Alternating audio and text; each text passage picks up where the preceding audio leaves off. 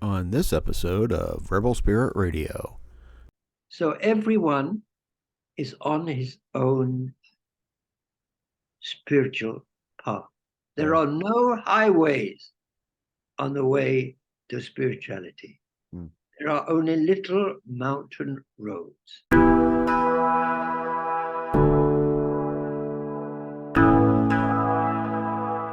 Welcome to Rebel Spirit Radio, exploring the frontiers of spirituality, consciousness, the esoteric, and humanity's sacred relationship with the living earth.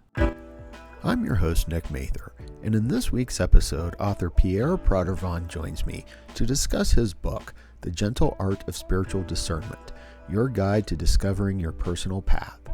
Pierre talks about the importance of living an examined life, the spiritual experience of non-duality, the connections between gratitude and a blessing heart, and how we are all expressions of a God smiling. Also, please be sure to like and subscribe to this podcast on whatever platform you use to listen to or view podcasts. Your support is truly appreciated. Pierre Pradervand studied at the University of Geneva, the University of Bern, and the University of Michigan, Ann Arbor, before receiving a doctorate in sociology from Sorbonne University in Paris. A true world citizen, Pierre has labored most of his life for social justice. He's active as a writer, speaker, and workshop facilitator. He is the author of numerous books, including The Gentle Art of Blessing. He joins me today to discuss his latest book, The Gentle Art of Spiritual Discernment, a guide to discovering your personal path. Pierre, welcome to Rebel Spirit Radio. It's a great joy, a really great joy to be with you, Nick. Okay, well, thank you. And I am so appreciative of your time and this opportunity to speak with you.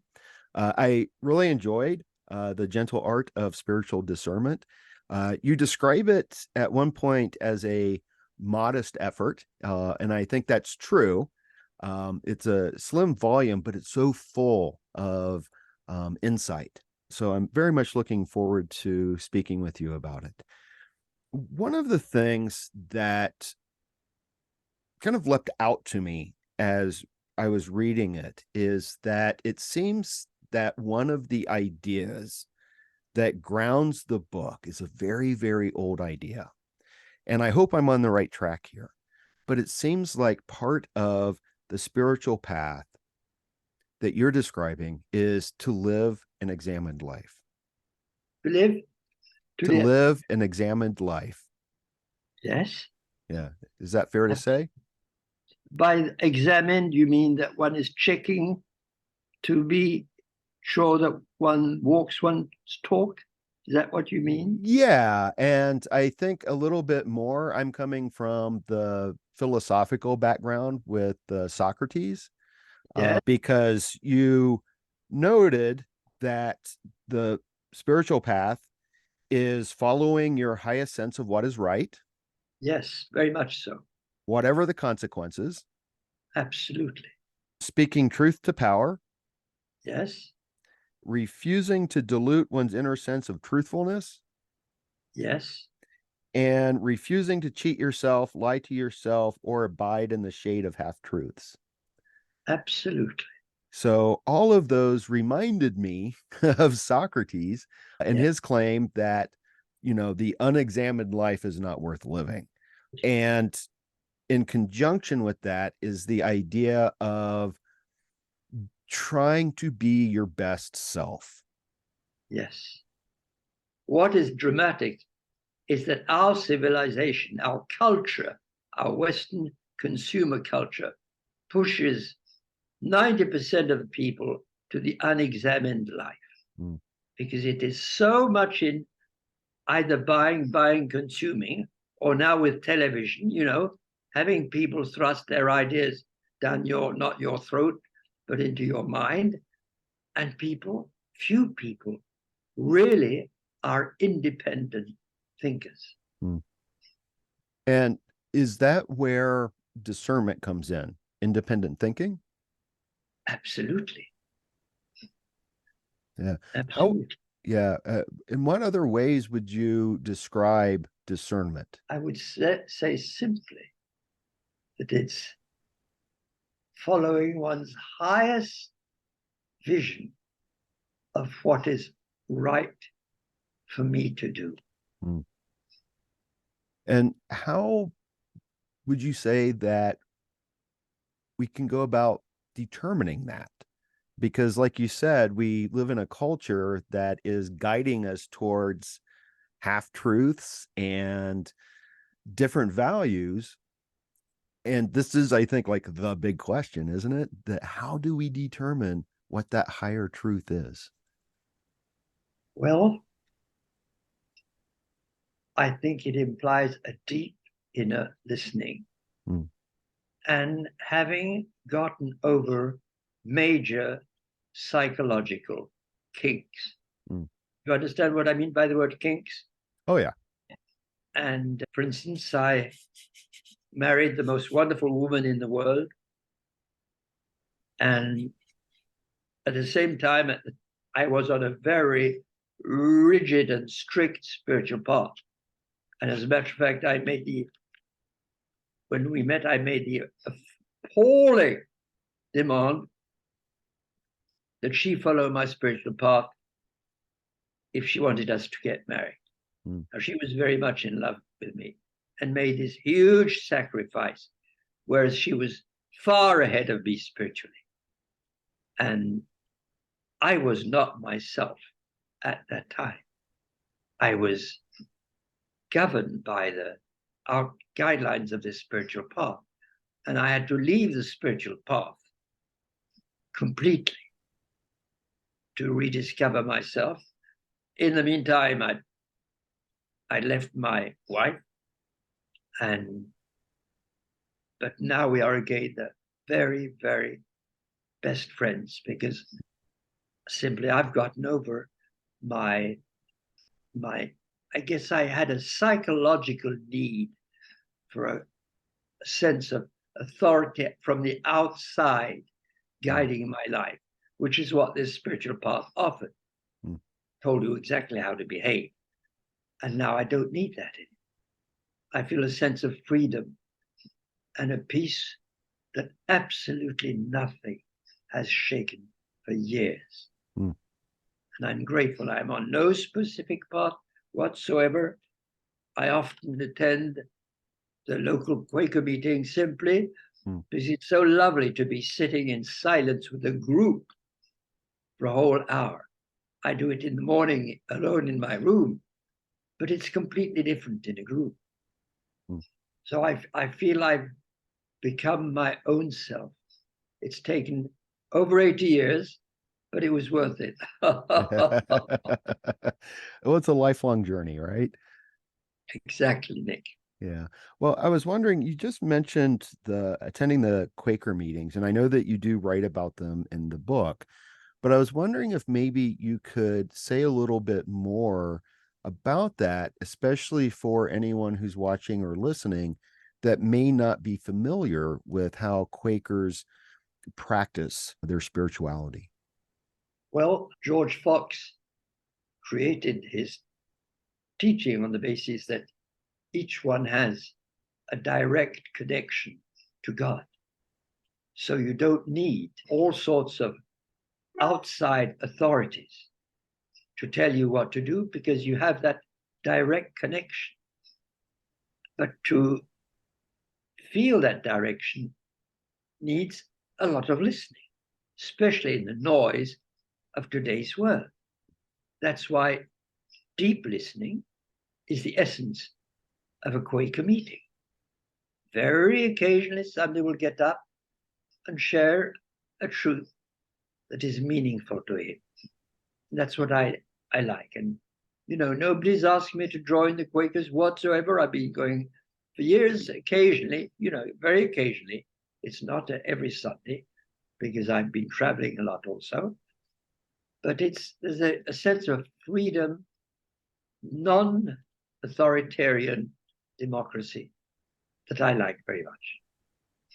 But again, I belong to no religious teaching whatsoever, although I had a very conventional Presbyterian upbringing, but I've left all that far behind.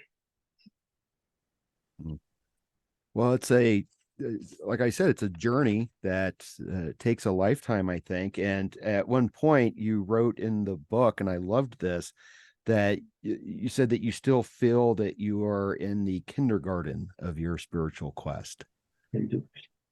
Well, when you see the lives of some of the great spiritual pioneers that people call saints, they are just stunning. Not to mention that incredible avatar called Jesus. Their lives are just stunning examples of 100% commitment to a path, to a vision. Yes. And along those lines, let me ask this. Excuse me if I stutter here a little bit as I try to formulate the question. The spiritual path then is one that we have to go within and listen listen for a higher truth, or listen to a higher self. And one of the questions that I want to ask here is, what precipitates going on this path? Do you think that there's something within each of us that wants to push us towards this path? Why would someone go along this path if there isn't something that pushes us? Because they're not satisfied with what, let's say, any other experience they've had until now. Either they're in a very authoritarian structure like many Protestant type sects, or evangelical type sects, or big spiritual structure like maybe the Catholic Church, which all impose a certain guideline and tell you what is true for you, but you're the only one who can discover what is true for you.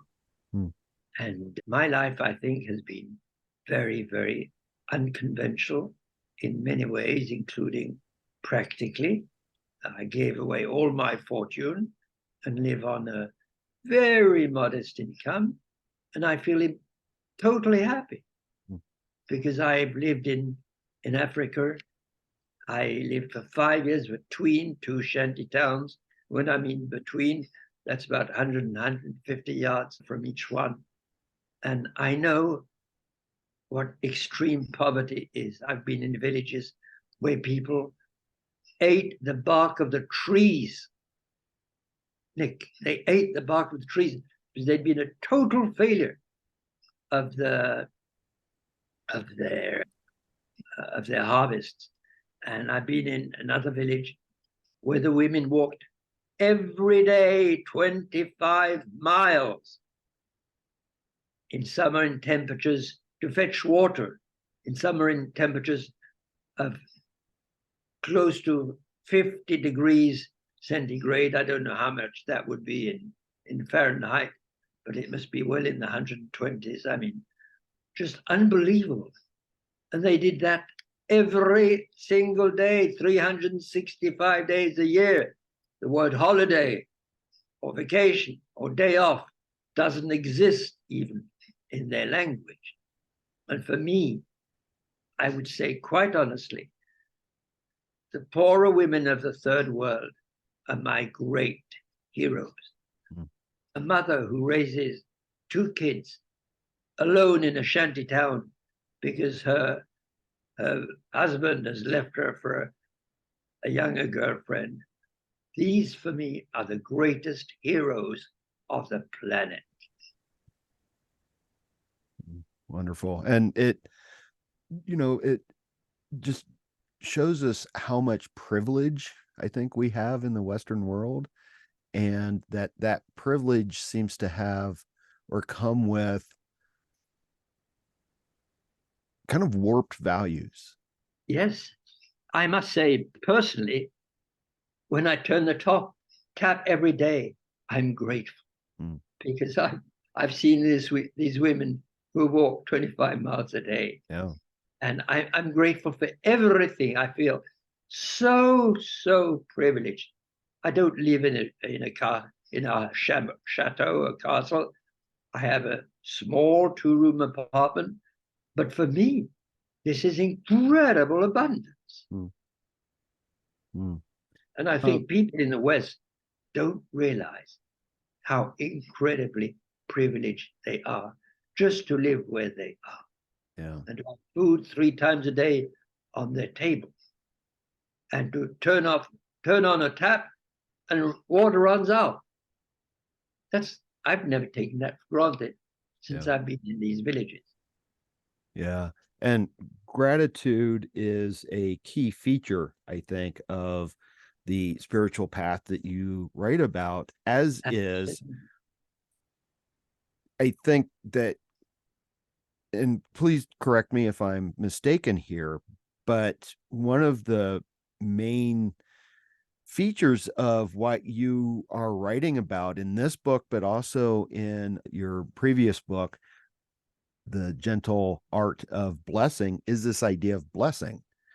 Is blessing connected to gratitude? Well, of course. I'd say gratitude is the essence of a blessing heart. Because you can't bless if you don't feel gratitude. Right. So they are both interlinked closely. And it's true that my book, The Gentle Art of Blessing, and especially the 1-page text on the art of blessing, has gone around the world for 30 years. I've received letters from Australia, Alaska, and literally everywhere about this simple practice that heals. Yep. Can you say more? In the field of relationships. Yeah. Can you say more about the practice of blessing? Well, it's so simple. I define blessing as wanting the real good of the other person from the bottom of your heart. I bless Mr. Putin every day. About 1.5 years ago, just before the start of the Ukraine war, I was sitting, I take a long time, normally at least an hour and a half every morning for my spiritual work between quotes. And I was just in silence. And I received an order. An order. I'd never received that in my life before. Love Putin. And I wrote a blog on this and received such favorable comments. And every day, almost every day, I talk to him and say, my brother. And I feel real love for this man. Because, Nick, every person, and that's the basis of one of my next book, Living Without Judging. Every person is at their highest level of consciousness at every single moment. This goes from a drunken bartender to a highly devoted nurse. Each one is at their highest level of consciousness. And when you've really understood this, Nick, it's so wonderful because you make no efforts not to judge. And after all, that great avatar Jesus told us not to judge, period. He didn't give any conditions. Yes. And it reminds me of, there was a documentary I saw. It's an older documentary on the plight of the Tibetan people. And there was a monk, and I wish I remembered his name. I've got a book by him, but he had been imprisoned and tortured, and he was able to escape. And when he escaped, he took some of the torture tools with him. And in the interview, he was asked, what about, how do you feel about the Chinese government that they've done this to you? Aren't you full of anger and hatred? And he's like, no, I love them. I love them. because he recognized that they were acting out of their suffering. Exactly. Yeah. And it's difficult, though, to sometimes recognize that everyone's acting out of their suffering, because doesn't our ego get in the way? Well, I think it's not only from their suffering, Yeah. but from, for instance, the person I've had most difficulty learning not to judge and trying to love is, Mr. Trump, the American candidate for presidency. And I found it infinitely more difficult to love this man than Mr. Putin. So everyone is on his own spiritual path. There are no highways on the way to spirituality. There are only little mountain roads. I like that. And I understand the difficulty with Donald Trump. I'll share with you the practice that I've done.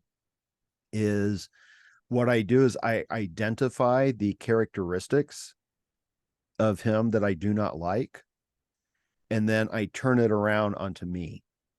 So the example that I use is, I don't like his arrogance. Exactly. And I will then turn it around and say, okay, well, in what ways am I arrogant? How am I arrogant? How can I stop myself from doing that? Or I don't like his dishonesty. In what ways am I dishonest? Nick, that is so wonderful. I'm glad you share that, because I'm positive it will help so many people. And I'll try and working with that myself too. No, I'll try. I will. Well, it's, we have this tendency to look at other people and sort of see the worst in them without recognizing that that's within us. Exactly. Yeah. And so I consider that that's part of my spiritual practice, is trying to make myself better and not judge or hate the other, but to see that it's part of me. Exactly. Yeah. And it seems that that is actually part of what you talk about, that you wrote at one point that we have to live our spirituality in relation to all others. And so spirituality is a personal journey, but Absolutely. we're also deeply connected with everyone else. Is that correct? Yes. In the non-dual vision, that is the basis of my spiritual vision, we are all, I say, often when I meet people, you are God smiling on the earth. Now there's one smile, there are not millions of smiles. We are all the multifaceted expression of the same divine energy. And somewhere we are all one. This was very well expressed by a little known American spiritual thinker, Mary Baker Eddy, who wrote in the 19th century. She founded a teaching called Christian Science, which has now almost disappeared, but it has some absolutely remarkable elements, and especially her book, Science and Health. It's a big volume.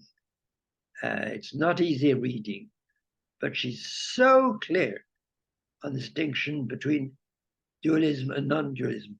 To take a simple image, I'd say that 90 to 95% of spiritual teachings on the planet are dualistic.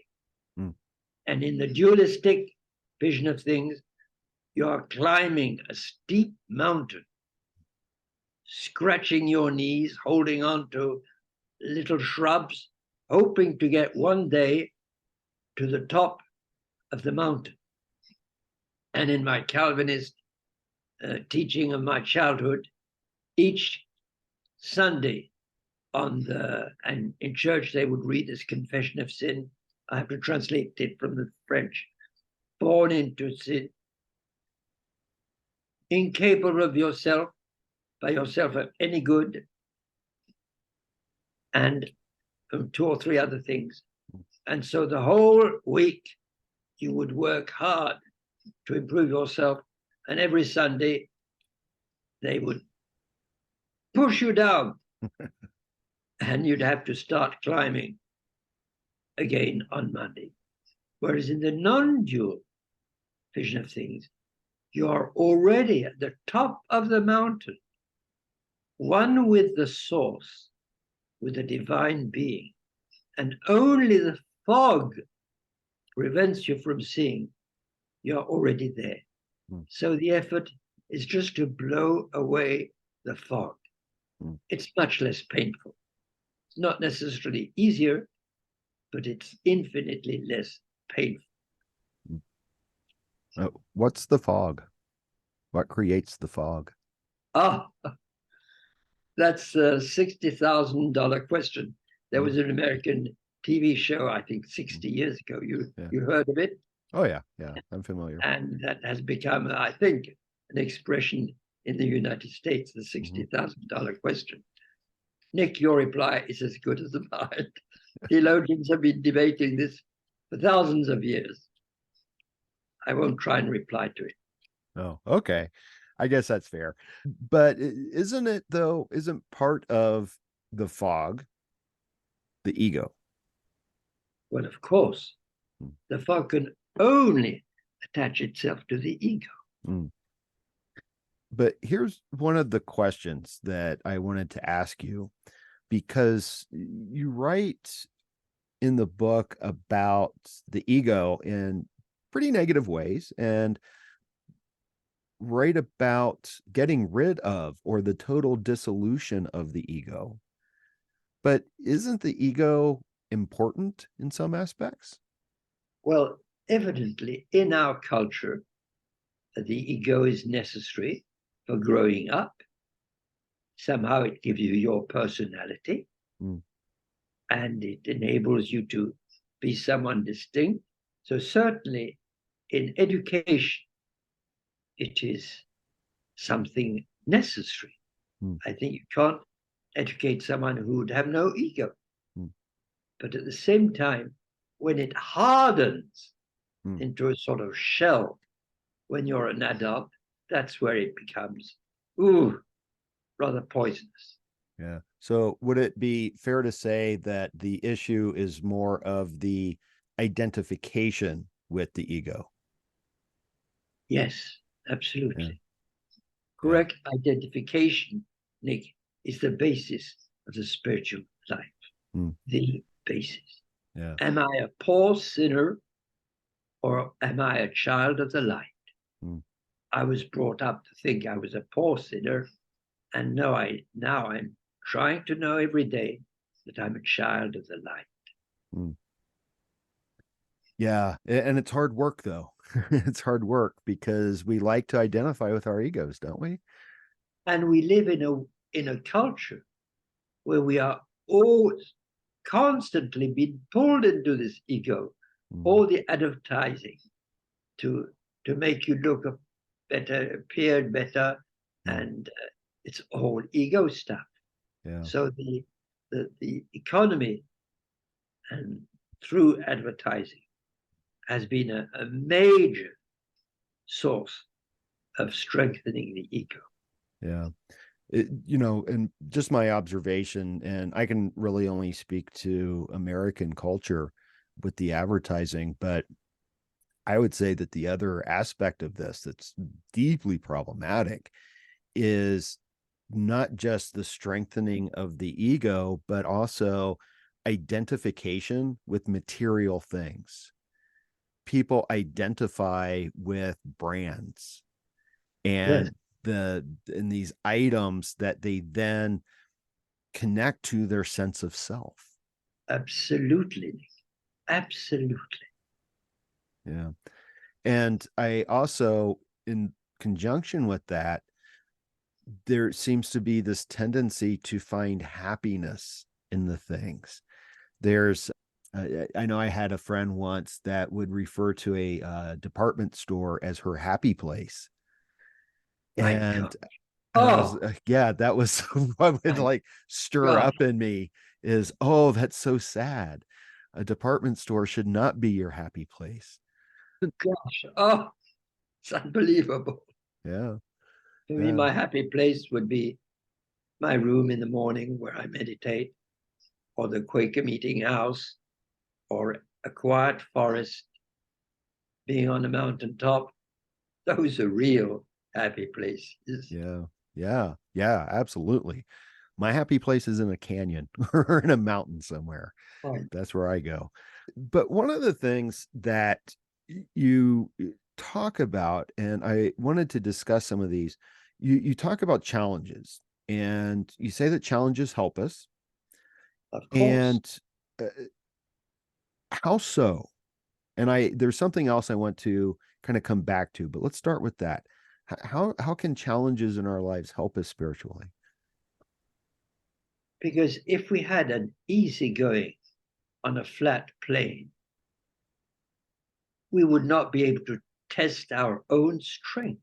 Mm, Challenges, it would be like people running a hurdle race and there are no hurdles.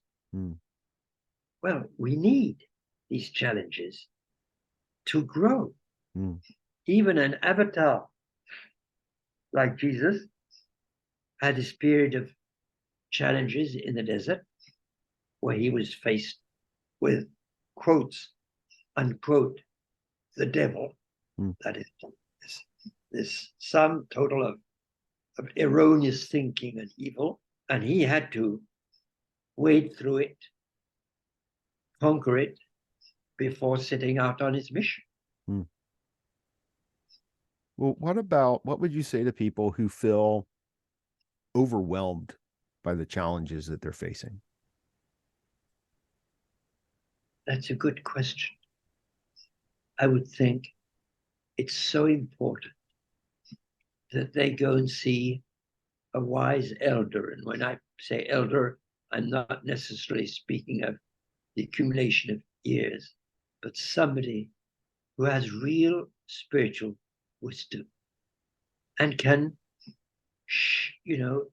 make them feel more comfortable and especially overcome any sense of guilt, Mm, because that's one of our greatest enemies. mm, It's a sense of guilt. mm, I've had 3 very powerful mystical experiences. So powerful. And a mystical experience is something absolutely unique. It's a kind of knowledge that has nothing to do with the mind PhDs in mm, normal intelligence. It's a gift and it's a quality of knowledge that nothing can destroy. And in this experience, I was walking in one of Geneva's busiest streets on the pedestrian pathway, and suddenly I saw the innocence, the fundamental, the ontological, essential innocence of everyone. I felt like shouting, "You are innocent, you are innocent." I didn't do it because I didn't want to be taken to the insane asylum. But it was so, so powerful. I literally felt the essential, theologians speak of ontological innocence mm, of every single person there, be it a prostitute or a politician. mm. Well, that's definitely a counter to the Calvinist teaching that we are all Oh, you totally bet. depraved, right? Yeah, absolutely. Yeah.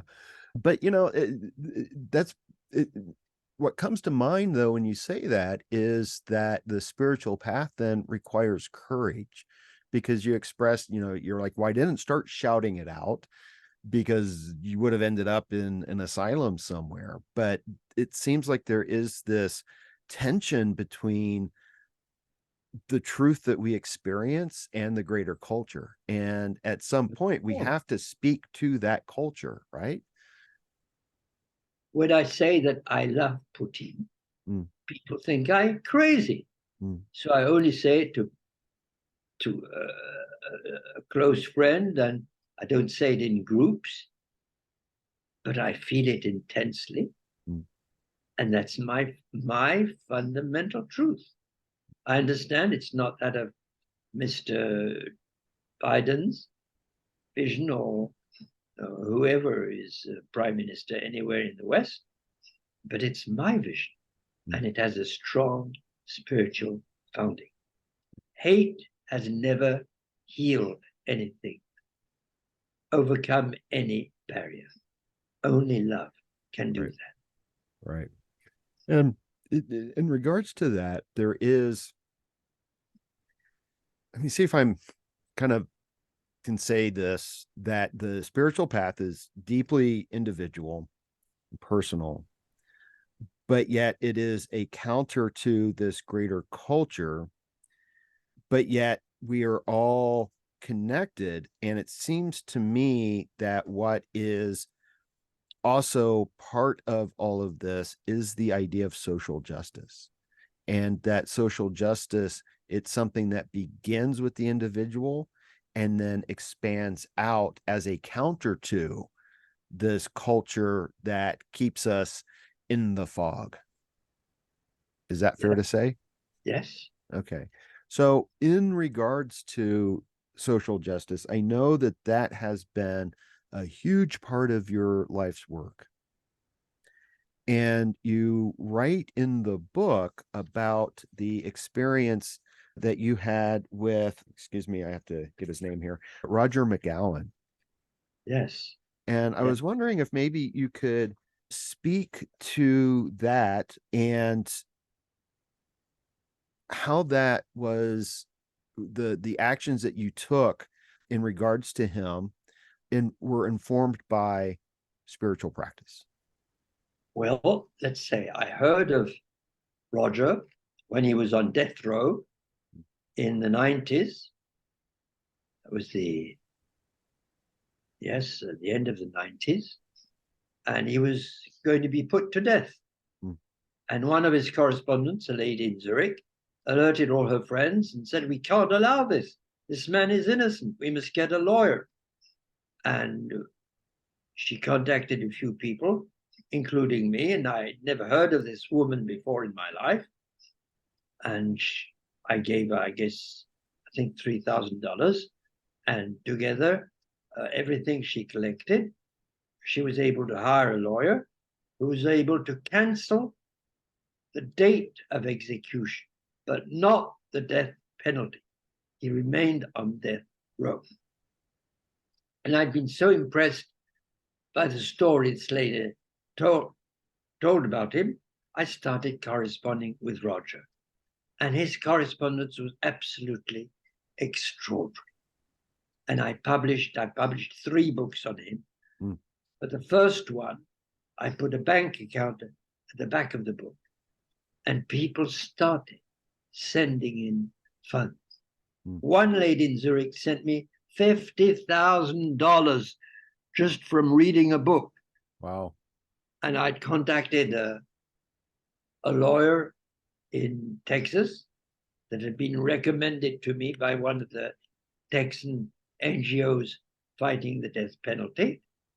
And he was a really honest guy. And he told me, well, I need $300,000. That'll seem exorbitant to you, but it's not when you know the prices in the field of justice in the United States. And I was able to collect this sum, and I put a great deal of my own funds, and we were able to get Roger off death row, but not out of prison. And the fight continues. Mm. And as of today, I created an international support group, and that support group has petered out. Now we are I'd say about half a dozen people maximum. And we've collected, it has cost us up till now, and he's still in prison, close to $1 million. Now, there are not many people, not many poor blacks in the United States who can collect $1 million. So that's a problem with the justice system in your country. But we will get him out, whatever the cost and whatever the time. But in the meantime, he's become an absolutely extraordinary man, not only a spiritual leader, but a cultural leader. And he's changing, literally changing the energy and the atmosphere of the Win unit in Huntsville, where he is imprisoned. Literally. Can you say more about him being a spiritual role model?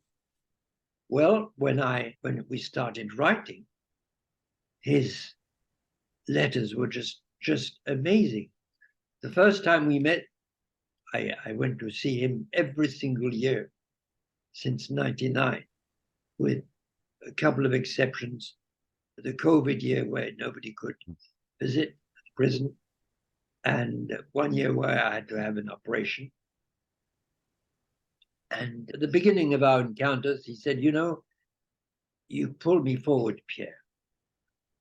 And I would say it's many years ago that the role was reversed and that he pulled me forward. I went through a period of total depression for 4 years after I'd left my wife. And, you know, he was an example that helped me to stay upright, because he has always had a very strong faith, faith in justice, faith in God, faith in the power of the love of love.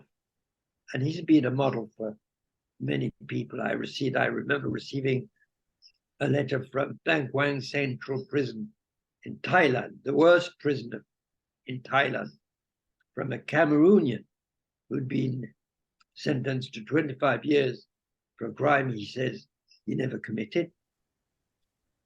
And he was totally down in the dumps, totally. And in the library of the Bang Kwang Central Prison in Thailand, he found Roger's book in French. Now, how did that book get there? For me, that is providence. And that book pulled him totally out of his depression. And he started sharing it. And he wrote to me such an enthusiastic, amazing letter that I spoke about him in a talk on Roger McGowen I gave at a meeting. And 4 ladies started corresponding with him, including one who's pretty wealthy. And finally, he was granted a release, an early release, and she got him all the way back to his homeland in Cameroon. And the last thing I received from him was his huge smiling face next to his mother in the Cameroons. Nick, I think we're approaching soon the allotted time, aren't we? Yeah, we have about 10 minutes left, if that's okay. Great, wonderful. Yeah, wonderful. yeah, because I still have a couple of questions for you. Yes, okay, go ahead. Yeah. Well, and at the end, I will ask you about Roger again, if there's a website that people can go to Yes. to get more information, and I'll include that in the show notes in the video description. And I know that there's a group in the United States, I think it's called the Innocence Project, that is working to get people who are imprisoned or on death row unjustly to get them free. Absolutely. Yeah. They are a fabulous group. Yeah. I follow them. But one of the things I want to go back to for a moment is this idea of this materialistic society that we live in. And it seems that one of the reasons that people like to surround themselves with things and identify with things is because it provides a sense of security. But you wrote, security is an illusion. That security is an illusion. Yeah. Okay. Of course. Yeah. The only real security is the one that you have inside yourself by holding on to some strong spiritual or personal truth. It doesn't have to be spiritual, but some solid inner anchor. Got nothing to do with possessions or whatever, or how much you have in a bank or any of these things. You know, one of the things that always kind of comes to mind when thinking about spirituality is, and I think this is very relevant to what we've been discussing, is that it used to be, and I don't know if this was outside of the United States, but you would hear quite a bit this statement that if you want to change the world, change yourself. Yes. And I think that there's truth to that. And I used to counter, but if you want to change yourself, change the world. And now I'm at a point where, and I think this is your teaching in many ways, is that it's not a separation between the two. It's not either or. Yeah. If you are really, I lived for 5 years between two shanty towns in Dakar. Well, I couldn't develop a beautiful spiritual path and be unconcerned with the lives of the people. So I started a study group with a group of young men from one of the shanty towns. They used to come on Saturday afternoons and we'd drink Moroccan green teas and discuss. And one of them was very lively. He was the son of the local imam in one of the two shanty towns.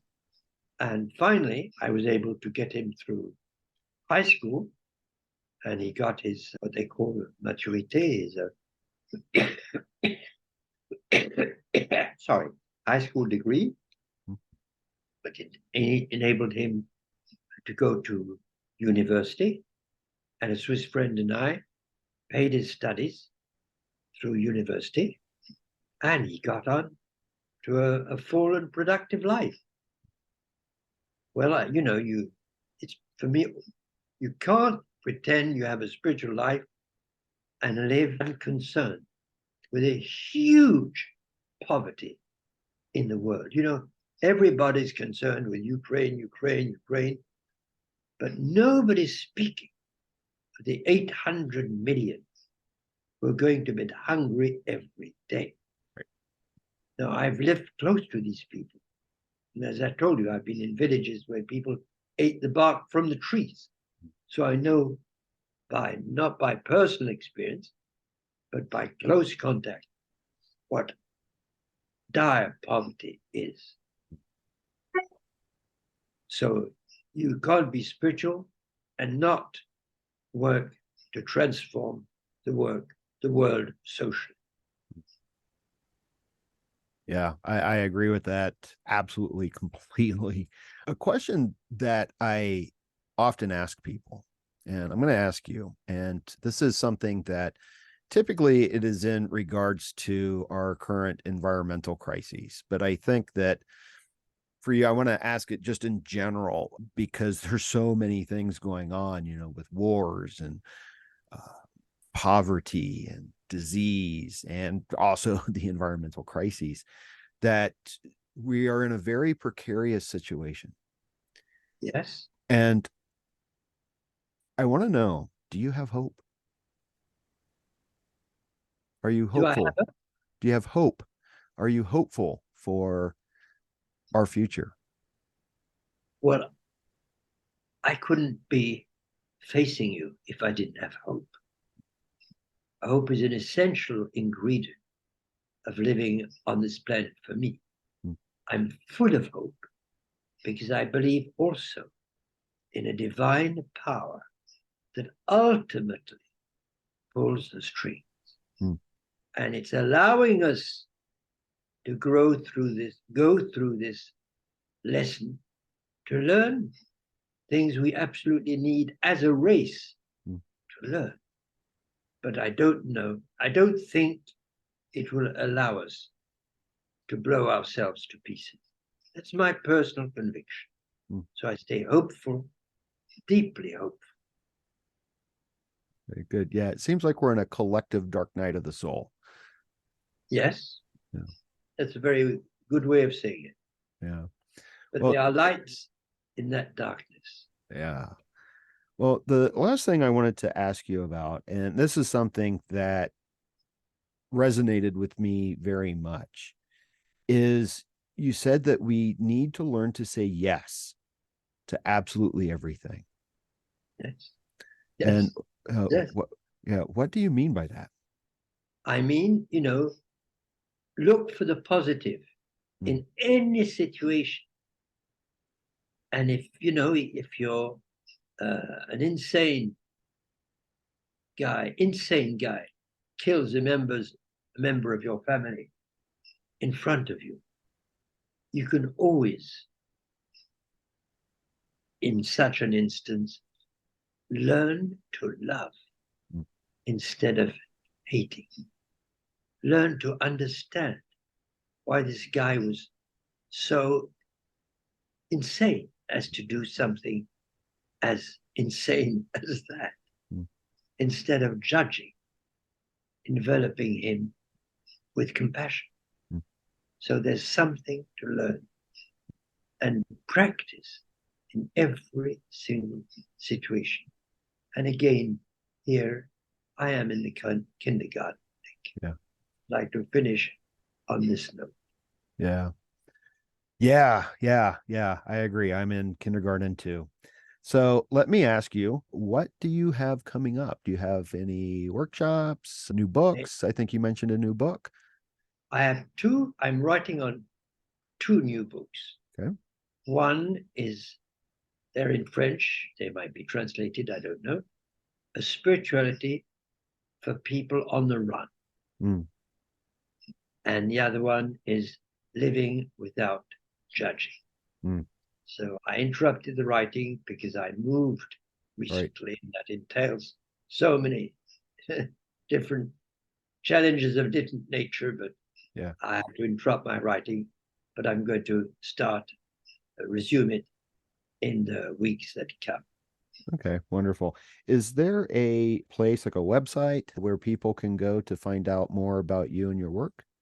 I'd say the www. Gentle Art of Blessing, or linked, gentleartofblessing.org. Okay. And I had already mentioned this. What about people who want to find out more information or would like to help with Roger McGowen?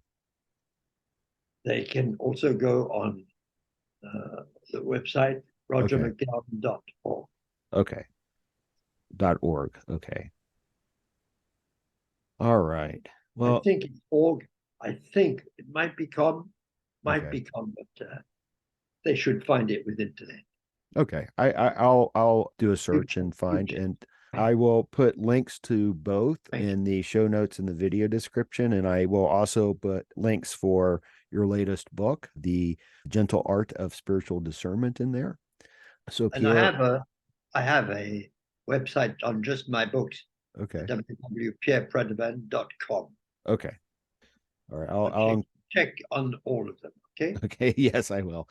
Pierre, thank you so much for your time this morning. I am so happy and grateful that we were able to connect and have this conversation.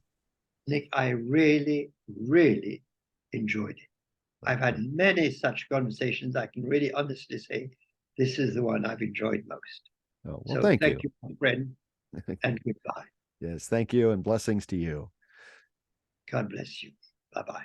And that's a wrap on episode 112 of Rebel Spirit Radio.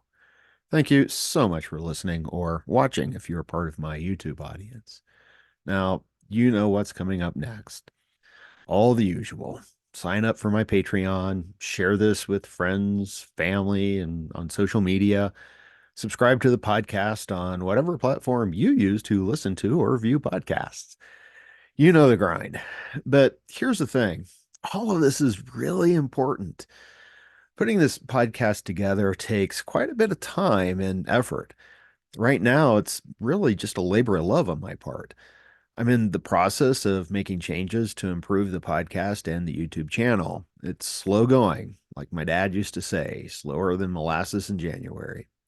But your support will help me speed up the process and ensure that I can continue with the podcast and offer much more content than what I provide now.